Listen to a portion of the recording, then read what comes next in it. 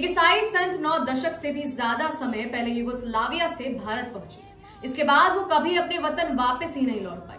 उन्होंने भारत में गरीब और भुखमरी से लाचार लोगों के लिए इतना काम किया कि सरकार ने उन्हें भारत रत्न से भी सम्मानित किया।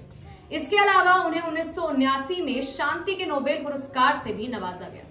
उनको अमेरिका और रूस के सर्वोच्च पुरस्कार से भी सम्मानित किया गया है। हम बात करेंगे 6 जनवरी 1929 को भारत पहुंची मदर टेरेसा की। लेकिन उससे पहले स्वागत है आपका जीवन 24 के डिजिटल प्लेटफॉर्म पर। मैं हूं आपके साथ सान्या। 26 अगस्त 1910 को जन्मी मदर टेरेसा का असली नाम एग्नेस गोंजा बोयाजीजू था। महज 9 साल की उम्र में ही उनके पिता का देहांत हो गया था। इसके बाद मां ने घर की जिम्मेदारी उठाई। तब उन्होंने सिलाई कढ़ाई करके मां का हाथ बटाया। बचपन के अभावों के कारण उनके दिल में अभावग्रस्त लोगों की मदद करने की भावना पैदा हुई। ये भावना इतनी बलवती हुई कि उन्होंने अपना पूरा जीवन बेसहारा लोगों के कल्याण में लगा दिया। मदर टेरेसा ने ग्रेजुएशन के बाद ईसाई मिशनरीज के लिए काम करना शुरू करा। वो नन बन गई। नन की ट्रेनिंग लेने के बाद उन्होंने बंगाल के कलकत्ता में, जिसको अब कोलकाता कहा जाता है, उनके स्कूलों में काम करना शुरू कर दिया। सवाल ये उठता है कि उन्होंने भारत को ही अपनी कर्म भूमि क्यों चुना। दरअसल मदर टेरेसा ने पहली बार कलकत्ता आने के बाद सेंट टेरेसा स्कूल में पढ़ाना शुरू किया। उन्होंने भारत की गरीबी, भूखमरी, लाचारी और बेबसी देखी। इसके बाद उन्होंने गरीबों के लिए कुछ करने की योजना भी बनाई। फिर वो कुछ साल के लिए भारत से चली गई। वापस लौटी तो सबसे पहले कलकत्ता में गरीबों के लिए स्लम स्कूल खोला। स्कूल की सीढ़ियों के पास अपनी पहली डिस्पेंसरी भी खोली। मदर टेरेसा 1931 में भारत लौटी थी। उस समय दूसरा विश्व युद्ध चल रहा था। युद्ध के कारण भारत में गरीबों के भूखे मरने की नौबत आ गई थी।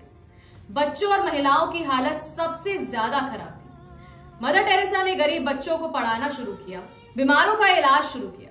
उन्होंने कहा कि सब एक ईश्वर की संतान है, इसलिए हर व्यक्ति को पूरे सम्मान के साथ जीने का अधिकार है। जब देश आजाद हुआ तो भयानक दंगे हुए।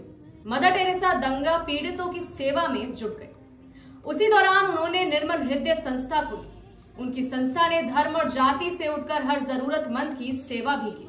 उनकी संस्था गरीबों की लावारिस हालत में मौत होने पर उनके धर्म के हिसाब से अंतिम संस्कार भी कराती थी। मदर टेरेसा ने आजादी के तुरंत बाद भारत की नागरिकता ली। वो बेहतरीन बंगाली बोलती थी। उनके बारे में कहा जाता रहा कि उन्होंने कई चमत्कार किए थे। भारत के पूर्व मुख्य चुनाव आयुक्त नवीन चावला की 1992 में लिखी किताब पर फिल्में और डॉक्यूमेंट्री बन चुकी है। किताब में मदर टेरेसा के चमत्कार का जिक्र किया गया था। किताब में लिखा है कि एक बार मदर टेरेसा फ्लाइट के जरिए रोम से भारत आ रही थी। उनकी फ्लाइट कुछ देर से चल रही थी। दिल्ली एयरपोर्ट पर उतरते ही जिन्होंने कहा कि कोलकाता जाना है। उस वक्त शाम में कोलकाता की एक ही फ्लाइट हुआ करती थी जो बोर्ड हो रही थी। एयरपोर्ट स्टाफ ने उनसे कहा कि आज यहीं रुक जाइए, कल सुबह कोलकाता जाइएगा। मदर टेरेसा ने कहा कि कल तक का इंतजार नहीं कर सकती। वो एक बच्चे की दवाई लेकर आई हैं जो उसे देना जरूरी है। उनकी वजह से बड़ी संख्या में लोग एयरपोर्ट पर जमा हो गए थे। वो हर मिलने वाले से कह रही थी कि उन्हें कैसे भी करके कोलकाता पहुंचा दिया जाए। किताब के मुताबिक पता नहीं कैसे ये बात कंट्रोल टावर तक पहुंच गई। पायलट को इस बारे में पता चला तो उनसे नियमों की अनदेखी करके जहाज रोक दिया। किसी तरह से मदर टेरेसा को फ्लाइट में बिठाया गया। ये किसी चमत्कार से कम नहीं था। गरीब बच्चों की बीमारी ठीक करने की प्रबल इच्छा ने शायद ये चमत्कार किया। ये कहानी थी मदर टेरेसा की, लेकिन ऐसे कई लोग हैं जिन्होंने निस्वार्थ भाव से हमारे देश के लोगों के लिए बहुत कुछ किया। अभी के लिए बस इतना ही। ऐसी कहानियों के लिए बने रहिए हमारे साथ और देखते रहिए जीवन 24 का डिजिटल प्लेटफॉर्म।